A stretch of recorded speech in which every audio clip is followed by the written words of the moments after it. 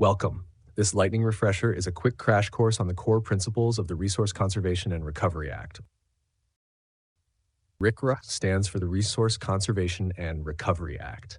Passed in 1976, it gives the EPA authority to regulate hazardous waste from cradle to grave.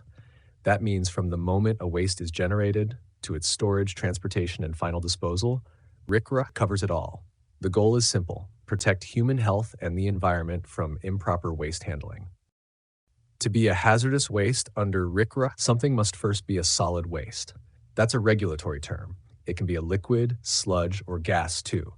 The main thing is that it is something that is discarded. That means thrown away, burned for energy recovery, or recycled in a way that it ends up on the ground. Once you know it's a solid waste, ask, is it hazardous? It might be characteristic, ignitable, corrosive, reactive, or toxic, or listed, meaning it's on the EPA's F, K, P, or U lists.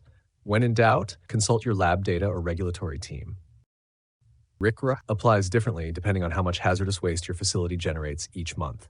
There are three main generator categories: very small quantity generator, VSQG, small quantity generator, SQG, and large quantity generator, LQG. Know your category. It determines your training, storage, and paperwork requirements. Container mismanagement is a top violation. Here's what to remember. Containers must be closed unless you're adding or removing waste. They need clear labels, the words hazardous waste, a description of the contents, and the accumulation start date. Weekly inspections are required for SQGs and LQGs. And of course, containers must be compatible with what's inside. No corroding drums or mystery reactions.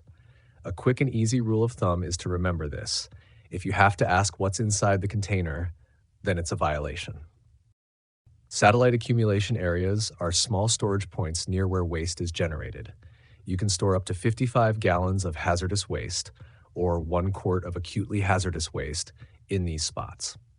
Label the containers properly, keep them closed, and once you hit the volume limit, you've got 3 calendar days to move the waste to your central accumulation area, and that's when the accumulation start date begins.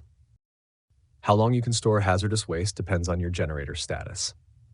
VSQGs can essentially store waste indefinitely, or at least until they reach the quantity of on-site accumulation that would put them in the next category, which in this case would be 1,000 kilograms, or about 2,200 pounds.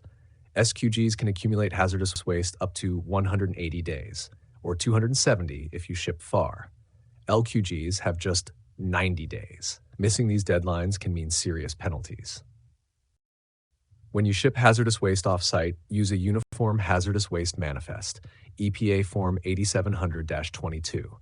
It's your chain of custody document that tracks the waste from generator to disposal. Make sure it's complete, accurate, and signed. Keep a copy on file and check that the receiving facility sends back the signed final copy.